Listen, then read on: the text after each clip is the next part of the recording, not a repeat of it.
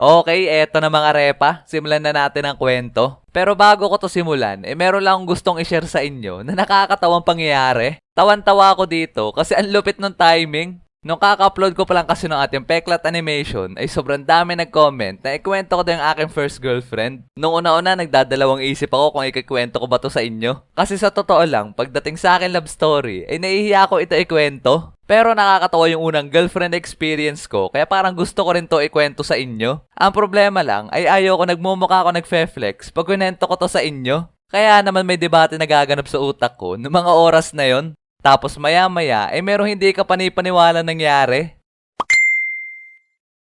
Kasi sa kalagitnaan ng pag-iisip ko, ay bigla nag-chat sa akin yung first girlfriend ko, mga repa. What a nice timing, my friend. Tawan-tawa nga ako nun kasi after 7 years na walang reply, ay doon niya pa na timing na mag-reply ulit sa akin kung kailan siya yung iniisip ko na ikwento. At simula noon ay doon ko na naisip na yun na ang sign para ikwento ko sa inyo mga repa ang aking first girlfriend experience.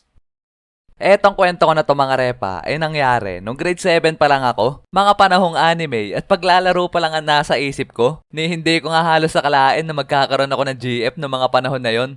Dati kasi, dun sa school na pinapasukan ko, ay may dalawang building na magkatabi. Yun ay ang Building A at Building B. At nasa Building A, ang room namin noon. At dahil magkatapat lang at malapit sa isa't isa, yung dalawang building sa school namin na yun, ay kitang-kita namin yung room sa kabilang building. At hindi ito ganong kalayuan. As in, kaya mo makipag-usap dun sa mga tao sa kabilang building. What's your name? What?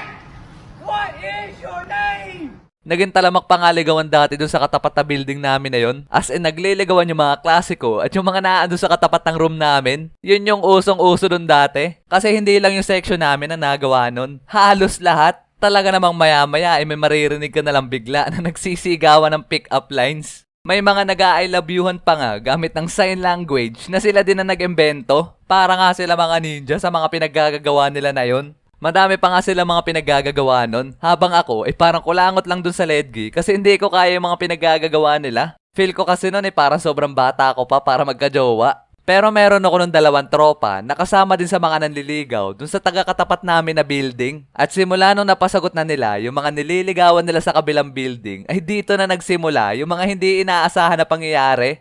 Oy Rio, single ka pa, di ba? Ha? Bakit?